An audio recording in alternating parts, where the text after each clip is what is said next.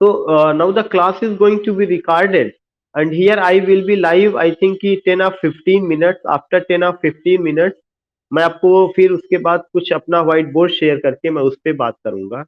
Here I want to say one thing कि when I in today's class I'm going to tell you about Augustan age. And what is the date of Augustan age? Augustan. Augustan age. Already you have noted down. जो Augustan age है यह neo classical as का एक हिस्सा है, एक part है. मैं नियो क्लासिकल एज का जो शुरुआत मानता हूं वो 1660 से. हो सकता है कि ये चीज डिफरेंस आपको लगे मेरे कहने में, और भी अगर आप कहीं पर पाएंगे तो आपको वो डिफरेंस लग सकता है.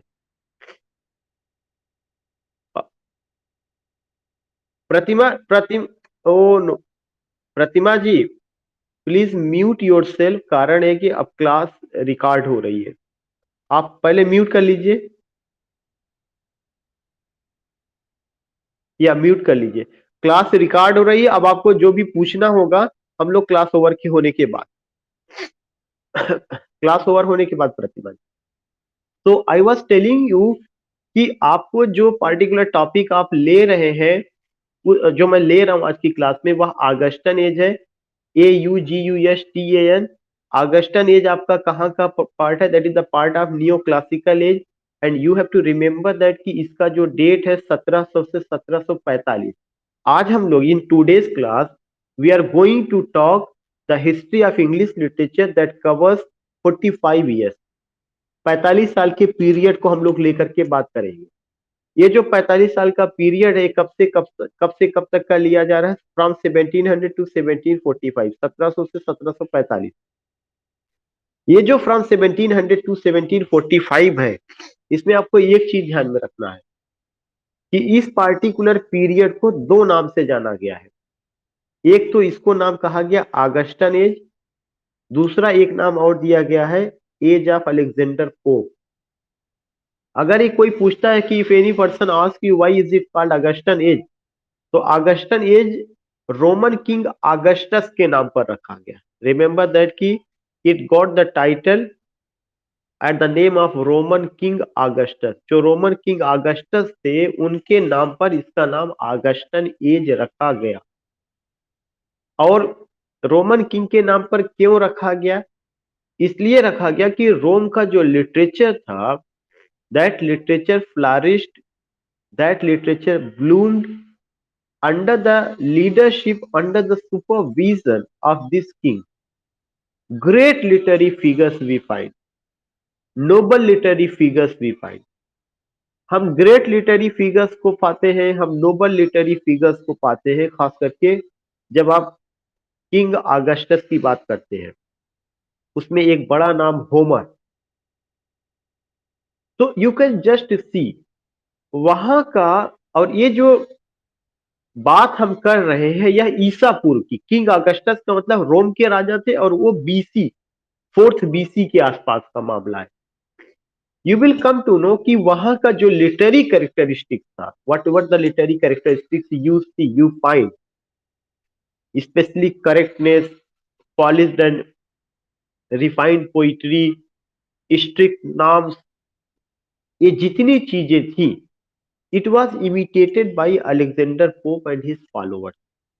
इंग्लिश लिटरेचर में इस पार्टिकुलर काम को अलेक्जेंडर पोप और उनके फॉलोवर्स करते हैं.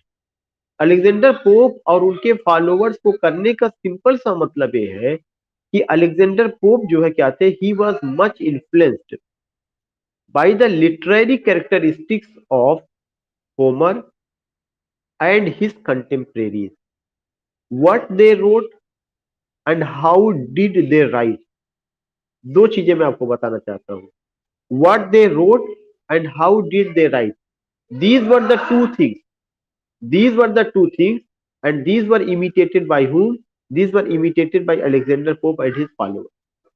अलेक्जेंडर पोप ने किंग ऑगस्टस के जमाने का, या जो होमर थे उनके जमाने की दो चीजों को उन्होंने ली कि what have been written by them and how those things have been written. क्या लिखा गया और कैसे लिखा गया.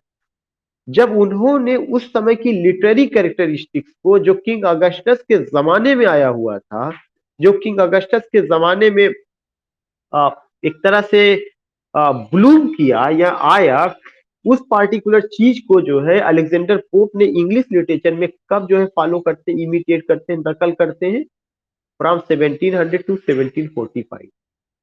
तो मैंने दो वर्ड यूज किया, मैंने कहा Alexander Pope and his followers. मैंने ये अकेले नहीं कहा कि Alexander pope, Alexander Pope and his followers ने उसको इमिटेट किया। अब सवाल ये उठता है कि उन्होंने क्या इमिटेट किया, क्यों इमिटेट किया, जरूरत क्या थी। आपको ये सारे क्वेश्चंस का जवाब एक ही चीज में मिल जाना चाहिए, वह इसमें मिल जाना चाहिए कि अलेक्जेंडर पोप एक ऐसे राइटर थे जो लिटरेचर में डिसिप्लिन लाना चाहते थे, और उस डिसिप्लिन को जब उन्होंने लाया तो उस पार्टिकुलर डिसिप्लिन का एकमात्र ऑब्जेक्टिव यही था, रिफाइंड एंड पॉलिश्ड पोयम लिखा जाए। पोयम जो है बहुत रिफाइंड हो, पॉलिश्ड हो, उसमें जो पंक्चुएशन हो, जो कामा फुल स्टॉप, सब कुछ ग्रामेटिकली भी बहुत अच्छे ढंग से वो ठीक ठाक हो। तो उन्होंने ये कहा कहा कि इस पैटर्न पर अगर देखा जाए तो जो रोम के राइटर्स हैं उन्होंने they have compose beautiful poem. उनका जो मैनर है, treatment, the way of treatment of subject matter, that's beautiful. उन्होंने उनको अपना आइडियल माना। उन्होंने शेक्सपियर को आइडियल नहीं माना, जॉन मिल्टन को आइडियल नहीं माना, स्पेंसर को आइडियल नहीं माना, बल्कि वे कहां पे जा रहे हैं? They left William Shakespeare, they left Spenser, they left Sir Philip Sidney, they left John Milton, and living these writers he imitated whom, he imitated Homer. और उस समय के जो राइटर्स रहे हो उनके तरीके को इमिटेट करके, उनकी शैली को इमिटेट करके, उनके पैटर्न पर इमिटेट करके उन्होंने इस एज में काम करना शुरू किया। तो उन्होंने ये सोचा, उनके माइंड में शायद ये रहा होगा अलेक्जेंडर पोप के, कि जैसी पॉपुलैरिटी होमर को मिली हुई है, या जैसी पॉपुलैरिटी होमर के जमाने के राइटर को मिली हुई है, और उस एज को लोग क्लासिक एज कहते हैं, उनके लिटरेचर को क्लासिक लिटरेचर कहा जाता है, perhaps imitating those writers I will also be able, I will also be able to do something, कुछ मैं नया कर पाऊंगा इंग्लिश लिटरेचर में। क्योंकि अभी तक शेक्सपियर बहुत बड़े नाम नहीं हो गए थे, जॉन मिल्टन अभी इतने बड़े नाम नहीं हो गए थे कि जॉन मिल्टन के ऊपर इतना काम हो गया हो। लोग जॉन मिल्टन, चूंकि राइटर जब मरता है तो मरने के कई सौ सालों तक उस पर रिसर्च होता है, काम होता है, तब वह स्टैब्लिश होता है। कितने बड़े बड़े राइटर आज भी होंगे इंडिया में, लेकिन आप कितनों को जानते हैं? You don't know. लेकिन कुछ को जानते हैं। तो कुछ राइटर ऐसे हैं जिनको उनके जीवन में ही प्रसिद्धि मिल जाती है, और कुछ राइटर ऐसे होते हैं जिनको उनके मरने के कई सौ साल बाद उनको प्रसिद्धि, उनके ऊपर काम होता है। भाई हर आदमी तो जो है अरुंधति राय हो नहीं सकता, या अगर है भी तो उतना उसको मार्केट नहीं मिला। मार्केट में पॉपुलैरिटी के लिए आपको मीडिया का होना जरूरी है ना। जब मीडिया जब आपको आपका नाम लेगा, आपको पॉपुलर बनाएगा, then you will come to know. Fight tiger या कोई बड़ा अवार्ड आपको मिल जाए तो आप रातों रात चमक जाएंगे। These things we find. तो अलेक्जेंडर पोप के जमाने का जो कॉन्सेप्ट था उसमें यही था कि हमें समथिंग नया करना है जो मिल्टन से हट करके हो, जो शेक्सपियर से हट करके हो, जो सिडनी से हट करके हो। दिस इज वाई उन्होंने लाया। जब उन्होंने उस चीज को लाया तो उन्होंने कहा कि मैं क्लासिक को इमिटेट कर रहा हूं, लेकिन क्लासिक को जब मैं इमिटेट कर रहा हूं, नकल कर रहा हूं, तो एकदम से वैसे नहीं कर रहा हूं जैसा उन्होंने किया था, but something bringing modification, something bringing changes, and what is the need of the hour, what English people need, according to the need of the English people, I'm changing those things या those literary principles, उसमें कुछ बदलाव करके मैं इसको ला रहा हूं। ठीक है, आप लाए, चीजें आई भी, आपने स्टेब्लिश किया, फिर वही क्वेश्चन होगा कि how much did you get success, did you get success और नॉट। आपको सफलता मिली, आपका प्रयास सफल रहा या नहीं रहा। Then we come to know, oh no, yeah he did a very good job, अच्छा काम किए, बहुत बेहतरीन काम किए, चीजें हुई।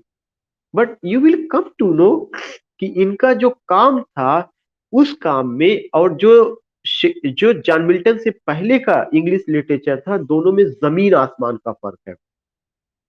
कौन कौन सा फर्क है? एक आदमी ब्लैंक वर्स में जॉन मिल्टन तक जितने भी बड़े काम हुए, पैराडाइज लास्ट हुआ, पैराडाइज रिगेन्ड हुआ, शेक्सपियर का सोनेट हुआ, सर फिलिप सिडनी का सोनेट हुआ, और उसके पहले एडमंड स्पेंसर का फेरी क्वीन हुआ, एपिथैलेमियन हुआ, प्रोथैलेमियन हुआ, जितना भी चीजें आप देखेंगे वो सब का सब चीज किसमें रहा है? ब्लैंक वर्स में रहा है। वहां ब्लैंक वर्स आया और इन लोगों ने ब्लैंक वर्स को रिप्लेस करके कौन सा वर्स ला दिया? Heroic couplet. यहाँ पे क्या चीज आ जाता है? Heroic couplet. एक बड़ा बदलाव, मोटा मोटा आपको समझने की जरूरत है कि मैं क्यों आपको ये एज ले रहा हूं, why I have been taking this age and why I am here. वहां पे आपका ब्लैंक वर्स है, यहाँ पे आपका हीरोइक कपलेट है। वहां पर आप ये देखेंगे कि जो भी पोयम लिखी गई है उन पोयम में एक एक इमोशन को जगह दी गई, फीलिंग्स को जगह दी गई, एक जो नेचुरल कॉन्सेप्ट है, जो लोग उम्मीद करते हैं कि पोइट्री कैसी होनी चाहिए, कि पोइट्री में इमोशंस भी हो, फीलिंग्स भी हो, और जो हमारे अपने सोल है, जो हमारा अपना हार्ट है, उसकी आवाज भी कहीं ना कहीं उसकी आवाज को पोइट्री में जगह दी जाए। ये सब बातें वहां पर रही थी। कहाँ पे रही थी? In the age of Milton, in the age of Shakespeare. इस तरह की पोयम लिखी गई जिसमें सब्जेक्टिविटी है, poet interacts directly with the reader. कुछ भी आप उठा के देख लीजिएगा, let me not to the marriage of to my, Shakespeare का उठा के देख लीजिए, आज इज ब्लाइंडेड, जॉन मिल्टन का आप उठा के देखिएगा, इन दोनों में आप ये पाएंगे कि पोएट अपनी दर्द को, अपनी फीलिंग्स को, जिस टॉपिक पर वह बात करते हैं, एक ब्लाइंडनेस पर बात करते हैं, एक लव को लेकर के बात करते हैं, लेकिन वे अपनी भावनाओं को डायरेक्ट रीडर के साथ शेयर करते हैं। यहां पर ये चीज नहीं होगा। यहाँ पे दिल की आवाज, आत्मा की आवाज को जगह ना दे करके दिमाग की आवाज को जगह दी गई। आपके दिमाग में क्या चल रहा है, technicality, technical points, reason, ration, तर्क, उसको महत्व दिया गया। एक बड़ा बदलाव ये देखने को मिलता है। दो बदलाव, एक जगह ब्लैंक वर्ड्स है, एक जगह हीरोइक कपलेट है। एक जगह जो है दिल मीन सोल और हार्ट इंपॉर्टेंट है, यहाँ पे क्या इंपॉर्टेंट हो गया? माइंड, माइंड इंपॉर्टेंट हो गया, विट इंपॉर्टेंट हो गया, रीजन इंपॉर्टेंट हो गया, रेशन इंपॉर्टेंट हो गया। You will come to know कि third point which I want to share with you, Elizabethan age और एज ऑफ जॉन मिल्टन, ये जो दोनों एजेस थे, यहां पर अगर आप देखेंगे तो पोयम में सब्जेक्टिविटी भी है, सब्जेक्टिविटी के साथ साथ पोयम में नेचुरल ब्यूटी का इंपॉर्टेंस दिया गया है, नेचर का, फ्लावर्स को लेकर के, ओपन स्काई को लेकर के, बेयर स्काई को लेकर के, सन, राइजिंग ऑफ द सन है, climbing of the moon, such a beauty you find. मतलब कुछ ना कुछ आपको पोएम्स ऐसी मिलेगी जहां पे ग्रामीण परिवेश का beauty of nature you find, but the beauty of nature that is located where, that is located in countryside area. That is another important point कि ब्यूटी ऑफ नेचर रहा है, लेकिन वह जो ब्यूटी ऑफ नेचर है वो कहां पे? That is in countryside area, वह जो है कंट्री साइड एरिया में रहा है। Next point which I want to tell you, वह पॉइंट ये है कि यहां पर जो, जिस एज की आज मैं बात कर रहा हूं, या जो रेस्टोरेशन एज रहा है, वहां पे कंट्री साइड ब्यूटी नहीं है। वहां पर you find city culture, city culture, और उस सिटी कल्चर में आपको कॉफी हाउस, लंदन की सैर सपाटे, टेम्स नदी, टेम्स नदी का ब्रिज, मैं नहीं कहता कि उसका मेंशन किया डायरेक्टली और indirectly, you will come to know उसका भी मेंशन रहा है। लेकिन जो लंदन का जो शहरी कल्चर है, जो शहरी परिवेश में रहने वाले जो लोग थे, men and women, specially gentlemen and women जिनको कहा गया, उन लोगों के बारे में है। यहाँ पे आप ऐसा नहीं देखेंगे कि शेफर्ड है, शेफर्डेस है, they are in the company of beautiful animals and those animals are grazing, वे चल रहे हैं, पेड़ पौधे हैं, ओपन स्काई है, they have time, they are in leisure, enjoying the life. No, not at all. Such a thing you can't find here. यहाँ पे आपको क्या मिलेगा? यहाँ पे आपको ऐसा कल्चर मिलेगा जहां पे मैंने आपको बताया कि लंदन के जो अमीर घराने के लोग हैं, जिसमें आपका एक नाम जो रेप ऑफ द लॉक में आया है, बिलिंडा का, पीटर का, उन सब का जो घराना है, उस तरह के जो लोग हैं, फैशनेबल लैंडलॉर्ड्स और लेडीज, जेंटिलमैन, दे आर, और वो कहाँ पे कॉफी हाउस में बैठ के समय बिता रहे हैं। कॉफी हाउस के अलावा जो है आपका बहुत सारा ऐसा, मैं होटल का वर्ड नहीं, पब या रेस्तरा का नहीं, किसी ना किसी तरह से ये सब चीजें आपको वहां पे रहा होगा। क्लब का कल्चर आ रहा है, मैंने लाइन लिखवाया हुआ था कि वहां पे वो सब चीजें होती है। तो जो पोयम की खूबसूरती, जो कंट्री साइड ब्यूटी आपको जॉन मिल्टन से पहले एलिजाबेथन एज में मिलेगी, वो यहाँ पे इंटायरली बदल चुकी। तीसरा चीज, आपको एक चीज और ध्यान में रखना है, वहां पे नेचर की बात है और यहाँ पे ह्यूमन नेचर की बात है। ह्यूमन नेचर से मेरा मतलब ये है कि यहाँ पर राइटर जिस ह्यूमन नेचर के बारे में बात करता है, वह मानव स्वभाव, who is man, who is a woman, उसका सोच क्या है, उसकी साइकोलॉजी क्या है, साइकोलॉजी पे तो नहीं लेकिन उसका उसका स्वभाव क्या है, उसके अपने ह्यूमन नेचर पर बात होती है। सो रिमेंबर दैट ये पूरा जो चीज आप ह्यूमन नेचर पाते हैं, इस ह्यूमन नेचर को लेकर के Alexander Pope has written two beautiful poem, जिसमें रेप ऑफ द लॉक है, वह भी ह्यूमन नेचर को ही लेकर के बात करता है। और दूसरी पोयम है एसे on man. Essay on man, man उसमें लिखा के भी है कि मैन है क्या, उसकी सोच क्या है, क्या चाहता है, उसका नेचर क्या है, जनरली सबके लिए, ऐसा नहीं कि किसी एक मैन के लिए। और जो भी पोयम मैंने आपको बताई, whether that is rape of the lock, essay on man, essay on criticism, and epistle to doctor arbuthnot, these are the well known poems of Alexander Pope। ये सब की सब हीरोइक कपलेट में लिखी गई, ब्लैक वर्ड्स में नहीं, heroic couplet में। तो you will come to know कि वह हीरोइक कपलेट जो रेस्टोरेशन से, जो जॉन ड्राइडन के समय से शुरू होता है, वह पार्टिकुलर हीरो कैसे अपने सबाब पर पहुंचता है। इसीलिए हीरोइक कपलेट से रिलेटेड 3 क्वेश्चन पूछा जाता है। हीरोइक कपलेट को किसने इंट्रोड्यूस किया? जियोफ्रे चौसर ने। हीरोइक कपलेट को किसने जो है पॉपुलर बनाया? जॉन ड्राइडन ने। हीरोइक कपलेट को किसने परफेक्ट बनाया? अलेक्जेंडर पोप ने। बाकी हीरोइक कपलेट में सेजरा क्या है, पाज क्या है, some other things you will come to know later on, some other things you will come to know later, या उसको पढ़ाए हुए जानते हैं। तो मैं बता रहा था कि एक तरफ जो है गांव की खूबसूरती है, पेड़ पौधे, पहाड़ है, दिल की खूबसूरती है, आत्मा की खूबसूरती है, with open heart, with open soul, या unlocking soul and unlocking heart, the people are welcoming to each other. यहाँ पर तंग गलियां, शहरों की जिंदगी, होटल, रेस्तरां, पब, नया culture, fashionable lords and ladies, वे निकल करके आए।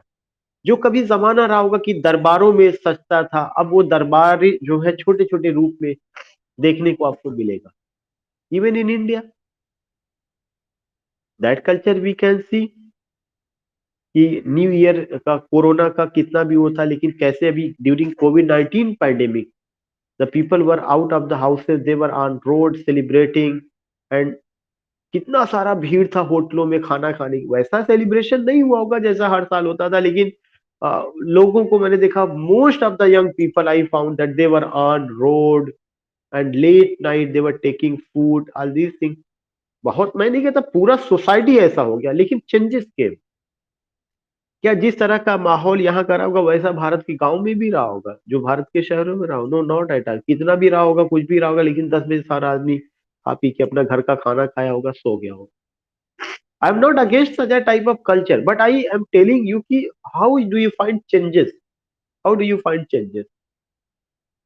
दूसरा एक इंपॉर्टेंट चीज आपको ये ध्यान में रखना है कि ये जो एज रहा जहां से ऑगस्टन एज की हम शुरुआत कर रहे हैं, यह एज जो है गोल्डन एज ऑफ प्रोज होगा।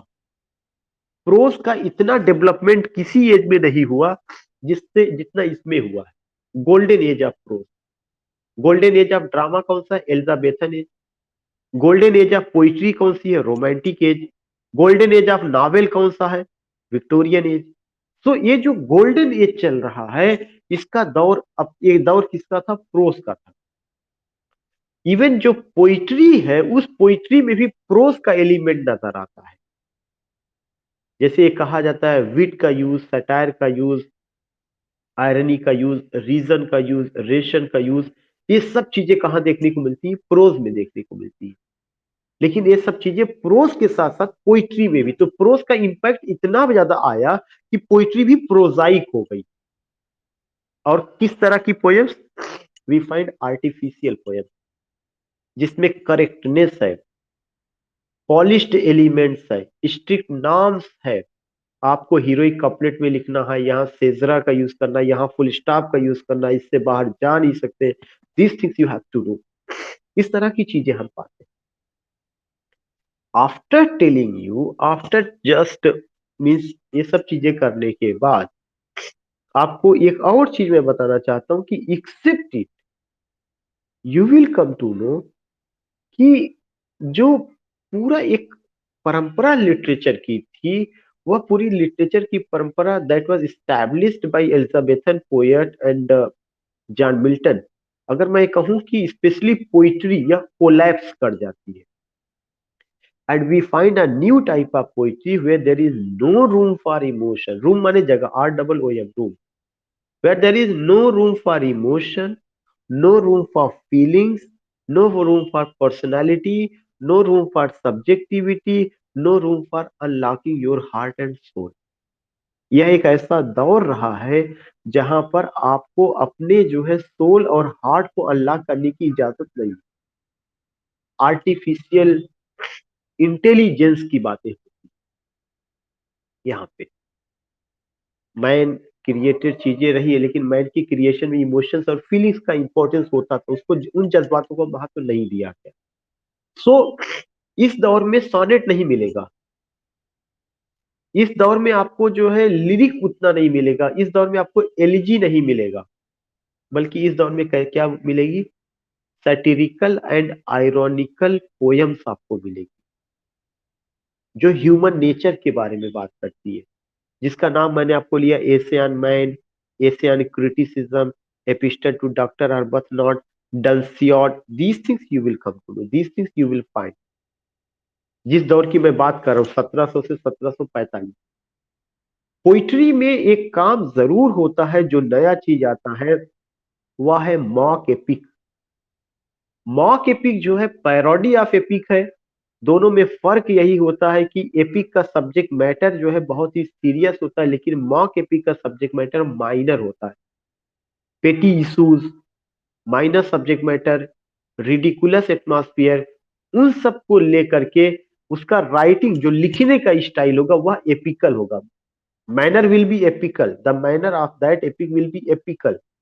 लेकिन जो सब्जेक्ट मैटर होगा वह कैसा होगा? माइनर होगा, पेटी इश्यूज होगा, ट्रिफल होगा, उसका बहुत इंपॉर्टेंस नहीं होगा। लेकिन उस माइनर सब्जेक्ट मैटर को ऐसा प्रेजेंट किया जाता है जैसे कितनी बड़ी घटना हो गई। एक एग्जांपल आप ले लीजिए, रेप ऑफ द लॉ 1712 में आया, तो फिर 1714 में आया, 5 कैंटोस में डिवाइड है। उसमें जो है एक बिलिंडा नाम की जो हीरोइन है, उसके लॉक को, मतलब उसके जूड़े को पीटर नाम का आदमी काट देता है। तो दो परिवारों की बीच की बात थी, फिर उसमें तू मैं जो भी हुआ। लेकिन उस माइनर घटना को जिस हिसाब से जो है प्रेजेंट किया गया अलेक्जेंडर पोप के द्वारा, वह जो है क्या हुआ, उसको एपिक बना दिया गया। कटिंग द लॉक, ऐसा नहीं था कि एडम और ईव जैसा कोई समस्या थी, वे स्वर्ग में रहते थे, God got angry and through them from sky, और वो समस्या पूरा ह्यूमन रेस से बिलोंग करने वाली। No, not at all. Beowulf जैसी प्रॉब्लम नहीं रही है, होमर की इलियड और ओडिसी जैसी प्रॉब्लम नहीं रही है। There is a heroine Belinda and her lock was cut down by Peter, and what happened आप समझ सकते हैं। इतनी बड़ी जंग नहीं है। ठीक, अब उसका लॉक कट गया तो निकलेगा ही नहीं, निकला निकला ही होगा। उसको एपिक माइनर में लाया गया, लेकिन एक नई तरह की पोयम शुरू की गई, इसलिए इसके लिए जॉन अलेक्जेंडर पोप की तारीफ करनी पड़ेगी। अलेक्जेंडर पोप ने पोयम में एक नया शुरुआत किया, नए एक्सपेरिमेंट हो रहे हैं, लेकिन पोयम की जो एक नेचुरल ब्यूटी होती है वह खत्म हो रही है। Love, affection, beauty, imagination, rhythm, lyric, all these things which you expect from a poet, you don't find here, you don't find here। Belinda उसमें एग्जाजरेशन हाइपरबली की, Belinda smiled and all the world gave with joy, Belinda मुस्कुराई और सारे के सारे जो है दुनिया के लोग खुश हो गए। शमीम तो नहीं खुश हुए, I didn't get happy because I was not there, या I don't belong to that era. नहीं, ये this is the way of writing, this is the way of writing. So you will come to know कि whether you talk about Belinda, whether you talk about Peter, Peter and Belinda, they are not the representative character. They are not the voice of the English people. वे एक समाज के कोई हिस्सा हो सकते हैं, but they are not the society, they are not the whole society, वे पूरा समाज नहीं है। इसीलिए मैंने आपको कहा इस समय का जो समाज है वो आपको किस में नजर आएगा, प्रोज में नजर आएगा। बट बिफोर टेकिंग प्रोज, ये मेरी ड्यूटी है कि मैं आपको उस एज की पोइट्री के बारे में बात करूं। तो जो इस एज की ऑगस्टन एज की जो पोइट्री है, उस ऑगस्टन एज की पोइट्री में मैंने किसको लिया, अलेक्जेंडर पोप को लिया, मैंने रेप ऑफ द लॉक को लिया, मैंने मॉक एपिक को लिया, मैंने एसे ऑन माइंड को लिया, मैंने एसे ऑन क्रिटिसिज्म को लिया, मैंने एपिस्टल टू डॉक्टर अर्बथनॉट को लिया, मैंने डंसियार्ड को लिया। यह सब एक मैन का क्रिएशन है, और यहाँ पर ह्यूमन नेचर है, करेक्टनेस है, पॉलिश्डनेस है, स्ट्रिक्ट नॉर्म्स है, सेजरा है, हीरोइक कपलेट है, सिटी कल्चर है, फैशनेबल लैंड लॉर्ड्स और लेडीज है, कोर्टली मैनर है। All these things you will gate जो उस समय की पोएम में रही है। ह्यूमन नेचर है, आर्टिफिशियल इंटेलिजेंस है, सटायर है, आयरनी है, सब कुछ है जो वहां तक करना। लेकिन समाज कहाँ है, where English people are. English people इस एज का आपको इस एज के प्रोज में दिखाई पड़ेगा। और जब आप इस एज के प्रोज की बात करते हैं तो दो बड़े नाम आते हैं, रिचर्ड स्टील और जोसेफ एडिसन। जब भी आपने ग्रेजुएशन किया होगा तो आपको पता होगा कि सबसे पहला राइटर प्रोज में फ्रांसिस बेकन को रखा जाता है, और बेकन के तुरंत बाद अगर किसी को रखा जाता है तो यही राइटर है, Richard Steele and Francis Joseph Addison. The Spectator club या सर राजा राइट चर्च, इस तरह के एसेस तो आप पढ़े होंगे। And when I take the name of these people, you will come to know ki how the names of these writers are going to be recalled. That is stored in your memory. वो आपकी memory में है, but I am recalling those names, so you can just understand कि how do you find, how you can understand the beauty of that age. तो उस समय का poetry मैं नहीं कहता इंपॉर्टेंट नहीं है, पोइट्री इसलिए इंपॉर्टेंट है कि पोइट्री में हीरोइक कपलेट है, पोइट्री इसलिए इंपॉर्टेंट है कि वहां पे मॉक एपिक जैसी एक नई तरह की पोएम आती है, और ह्यूमन नेचर के बारे में बात होती है, आयरनी और सटायर है, और ये सारे क्वेश्चन टीजीटी पीजीटी में किसी ना किसी तरह से पूछे गए। सिंपल सा क्वेश्चन यही, रेप ऑफ द लॉक क्या है, मॉक एपिक का एग्जाम्पल, किसने लिखा, अलेक्जेंडर पोप ने लिखा, कब आई पहली बार 1712 में आई, फिर कब आई 1714 में आई, कितनी कैंटो में है, 5 कैंटोज में। कैंटो क्या है, उसका डिवीजन है, डिवीजन ऑफ मॉक एपिक के छोटे छोटे उसके हिस्सों में बांटे गए हैं। सो ये जो चीजें हैं, जो वर्ड्स आप सुन रहे हैं, canto, mock epic, heroic couplet, irony, satire, ये सारी ब्यूटी लिटरेचर की है, लेकिन किस एज की है, ऑगस्टन एज की है, नियो क्लासिकल एज की है, रेस्टोरेशन एज की है, एज ऑफ सेंसिबिलिटी की। लेकिन आज की जो क्लास है स्पेसिफिक, वो कहां तक मैं सीमित कर रहा हूँ, फ्रॉम 1700 टू 1745।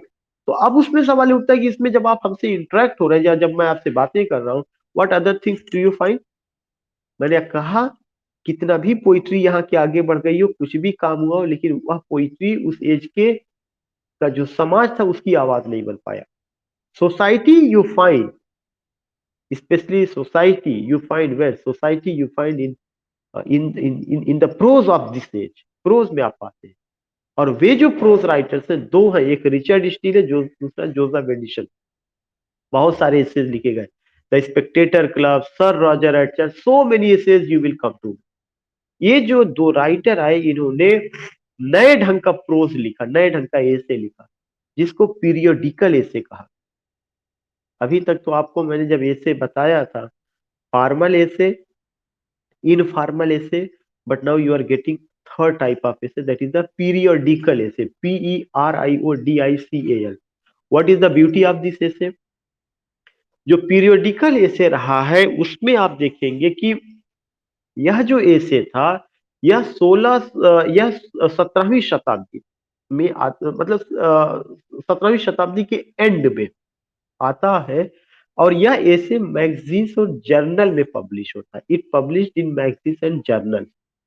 जैसे आज भी मैगजीन बहुत सारी आती, प्रतियोगिता दर्पण है, क्रॉनिकल है, वो तो कम्पिटिटिव मैगजीन है। पहले मैगजीन आती थी माया वगैरह, वेदर आज है या नहीं आई डोंट नो, बहुत सारी मैगजीन चलती जहां पे ये पहले उसमें आती थी। और हंस मैगजीन है या जर्नल हिंदी में, ऐसे ही उस समय के कुछ मैगजीन थे जिनका नाम था द स्पेक्टेटर। एक तो एक क्या था, द स्पेक्टेटर। तो you will come to know बाद में जो है डॉक्टर सैमुअल जॉनसन के टाइम में द आइडलर और द रैम्बलर नाम का जर्नल आता है। तो इस एज में बहुत सारे newspapers, magazines, journal, you will get या you will come to know they all came, और उसमें बहुत सारा काम हुआ। वो सब पीरियोडिकल ऐसे वहां पे पब्लिश हुए। और उस ऐसे की खासियत जो थी कि वह ऐसे सिंपल लैंग्वेज में, ल्यूसिड लैंग्वेज में होता था, और उसमें जितनी बातें होती थी, from coffee to kitchen, coffee house से लेकर के किचन तक की बातें होती थी। मतलब आपके घर में क्या पक रहा है, क्या खा रहे हैं, क्या हो रहा है, ये बात मैं नहीं कहता, ये बात जोसेफ एडिशन कहते हैं कि the subject matter of my essay I have taken it from coffee house to kitchen. Coffee house से किचन तक के सब्जेक्ट मैटर को मैंने लिया। So you can just understand the beauty of that, इसे कि सिंप्लिसिटी है, ल्यूसिडिटी है, उस समय के समाज का आईना है, उस समय के समाज के का जो कल्चरल एस्पेक्ट है उसकी झलक मिलती है, उस समय का जो मिडिल क्लास है उसकी झलक भी आपको देखने को मिलती है। पूरा कैरेक्टर ही मिडिल क्लास का, जो सर रॉजर रहे हैं, या जो द स्पेक्टेटर क्लब में जो 6 कैरेक्टर्स हैं, they are not queens, they are not kings, they are not landlord, they are not fairies. ऐसे गांव के मुखिया, कोई छोटा मोटा बिजनेसमैन, ऐसा नहीं था कि उनके हाथों में पूरी शासन सत्ता रही हो। तो जो मिडिल क्लास है वह इमर्ज कर रहा था। मिडिल क्लास की सोच क्या है, मिडिल क्लास के जो व्यापारी है, मिडिल क्लास के जो एजुकेशनिस्ट है, जो मिडिल क्लास के गांव के मुखिया हैं, जो और भी लोग हैं, उनकी सोच क्या है, उसको वहां पर भी आप देखेंगे उसका नाम भी स्पेक्टेटर क्लब रखा गया। मैंने बताया था यह दौर क्लब का दौर था, यह दौर जो है कॉफी हाउस का दौर था, जहाँ पे फैशनेबल लॉर्ड्स और लेडीज इकट्ठा होते थे, वे अपनी बातें करते थे। तो जो उस समय का प्रोज था रियली में वो बहुत ही अप्रिसिएबल है, एडमिरेबल है। And you find what you find the beauty of the whole society, specially the people of the middle class who emerged in this era. And the prose came in the form of periodical essay published in journals, magazines. I just mentioned the name of 3 journals. एक तो Spectator का नाम मैंने बताया, एक idler है, एक Rambler है।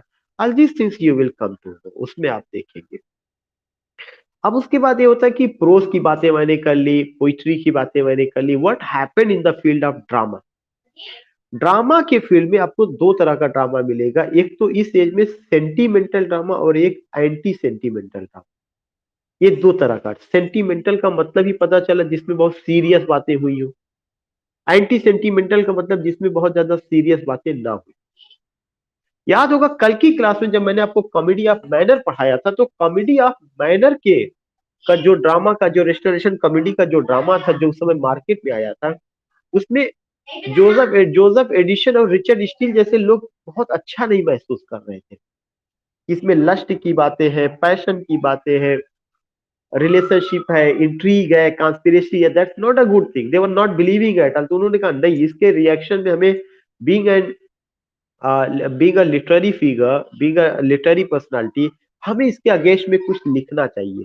तो एक नया तरह का ड्रामा मार्केट में आता है जिसका नाम है सेंटिमेंटल कॉमेडी। कॉमेडी तो होगी लेकिन सीरियस बातें की जाएगी। देयर विल बी कॉमेडी, लेकिन उसमें भी कुछ ना कुछ सेंटिमेंटल होगा, थोड़ा सा भावनात्मक होगा, कुछ सीरियस एस्पेक्ट को लाया जाए।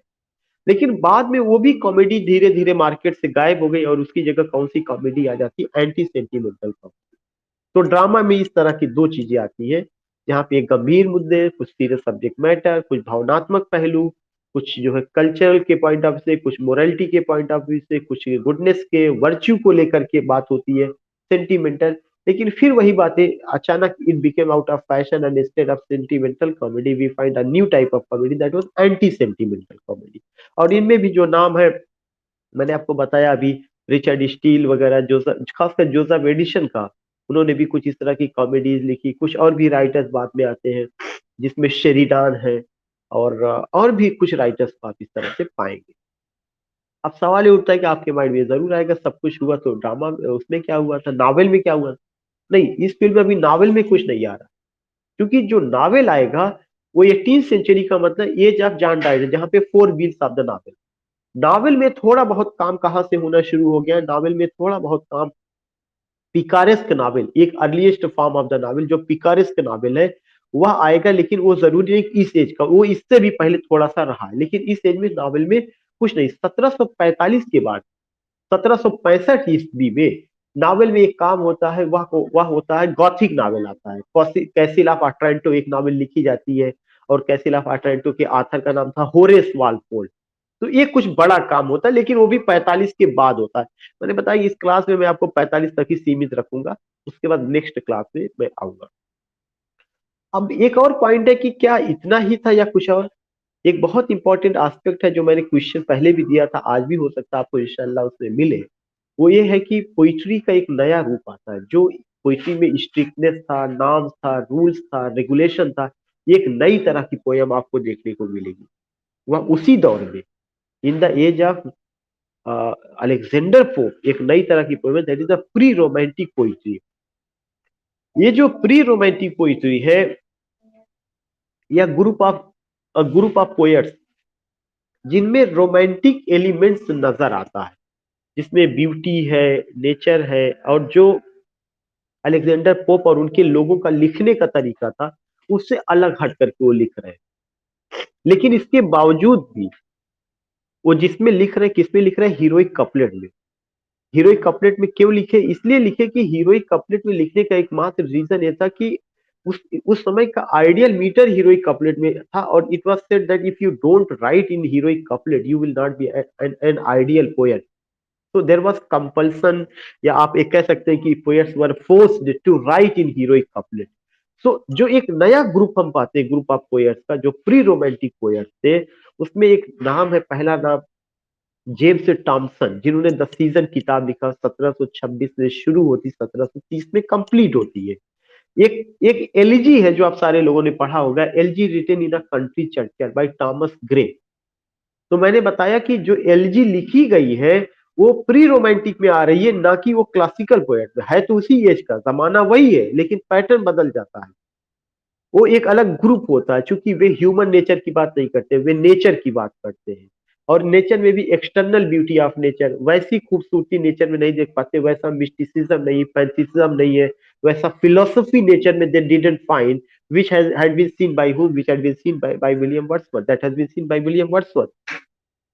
वर्ड्सवर्थ, जब आप रोमांटिक एज में जाएंगे इसके बाद, तो वर्ड्सवर्थ की पोयम में क्या है, ब्यूटी है, ब्यूटी ऑफ नेचर है। नेचर को guide, guardian, caretaker, all these things he take, या in this form he seize.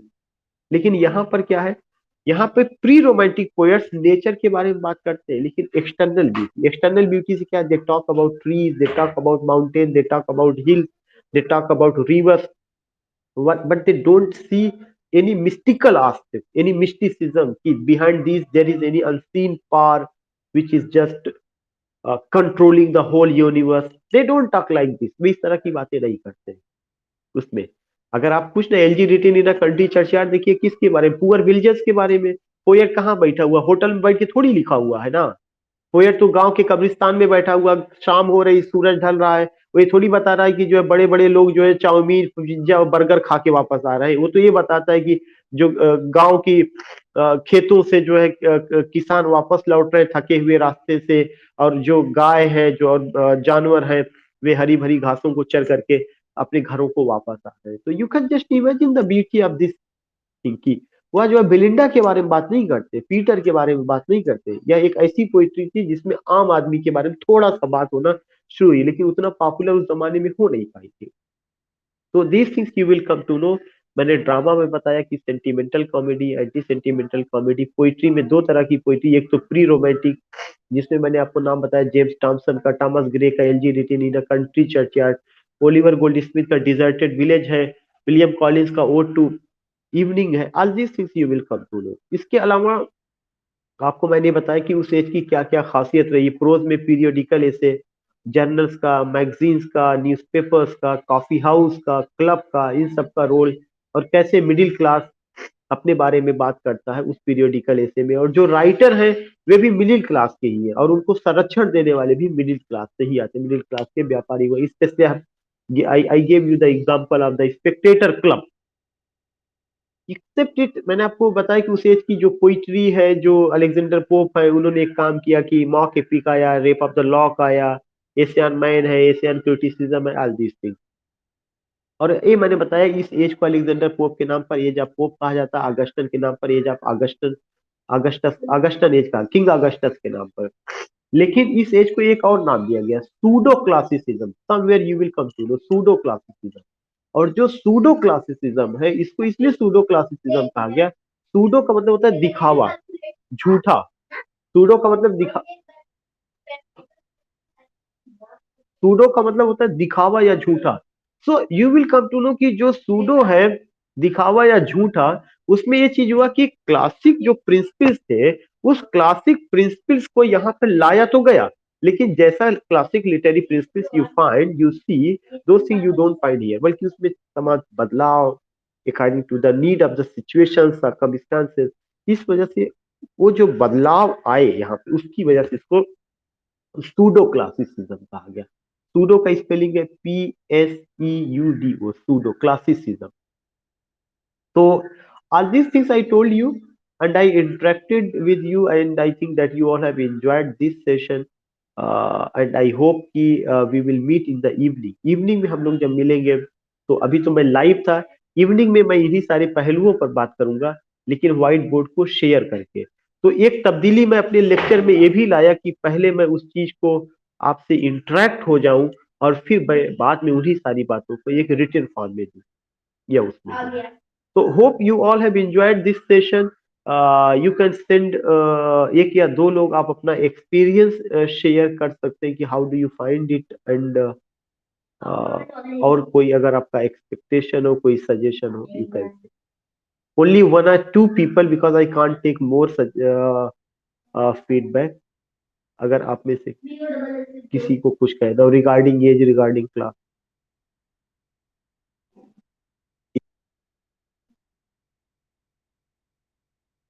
नहीं, कुछ नहीं, बिकॉज नेम और उसका ब्रैकेट में, just let me close recording.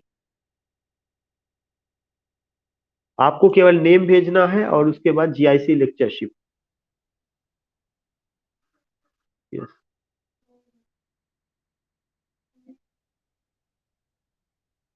हाँ। हाँ।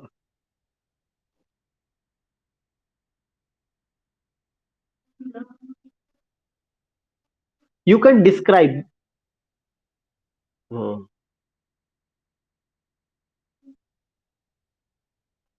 या undoubtedly you can write down, जैसे अगर आपसे ड्रामेटिक मोनोलॉग पूछा, तो आपको डिफिनीशन उसका 3 या 4 लाइन में होगा। लेकिन जब अगर वो जो है ये कहता है कि 250 शब्द में लिखना है, तो उस ड्रामेटिक मोनोलॉग का आपको क्या करना है, 2-3 पोयम का एग्जाम्पल लेकर के एक्सप्लेन कर देना है कि how do you find dramatic monologue. या नहीं, ड्रामेटिक मोनोलॉग आपको इतना करना है कि dramatic monologue is a type of subjective form of poetry in which there is one speaker who speaks throughout the poem, other characters work as a listener. इतना करने के बाद, and this is dramatic monologue by which writer try to know the psyche of the character, and it became popular in Victorian era, and Robert Browning is known as king of dramatic monologue. He has written so many ड्रामे। अब इतना एक पैसे जब आप बताएंगे, तो फिर आपको तुरंत ये ड्यूटी बनती है कि माई लास्ट डचेज, उनका यूलिसिस जो इनके द्वारा लिखा गया, टेनिशन के द्वारा लिखा गया, उसको एलाबोरेट, हाँ उसको थोड़ा सा एलाबोरेट करना पड़ेगा, तो 250 वर्ड्स आसानी से हो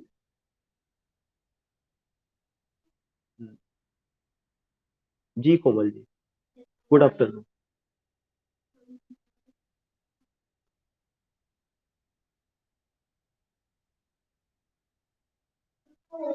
नहीं, राइटर सेम नहीं रहेंगे, राइटर सेम नहीं रहेंगे। जो जीआईसी लेक्चरशिप है, वो जीआईसी लेक्चरशिप का मतलब कि आपने जो पूरा पीजी किया है वो सारे राइटर वहां पे हैं। और जो जो एलटी ग्रेड जीआईसी आएगा, एलटी ग्रेड में पहली बात तो ऑब्जेक्टिव केवल होगा, और दूसरी चीज वहां पे जिन राइटर्स को प्रिस्क्राइब किया गया है उनका पार्टिकुलर नाम राइटर के साथ साथ ये भी दिया गया कि इस राइटर का केवल यही चीज आपको पढ़ना है। जैसे शेक्सपियर है, तो शेक्सपियर की केवल एक या दो ही प्ले पढ़ने, सारे प्ले ऐसा नहीं कि पूरा शेक्सपियर पढ़ डालना। ये एक बेसिक डिफरेंस है। जैसे यहाँ पे दे दिया गया विलियम वर्ड्सवर्थ, तो विलियम वर्ड्सवर्थ आपको पूरा वहां पे पढ़ना है। और में ये दिखाया जाता है कि विलियम वर्ड्सवर्थ का केवल आपको टिंटन अबे पढ़ना है, या odd on the intimation of A murder, specific वहां कर दिया गया है। लेकिन जीआईसी लेक्चरशिप में स्पेसिफिक नहीं किया गया, बल्कि आपको ये है कि अगर विलियम शेक्सपियर है तो उसके बारे में जितनी जानकारी आप ले सकते हैं वो सब चीजें आपको वहां पे, the door is open for you. Okay, तो या हाँ,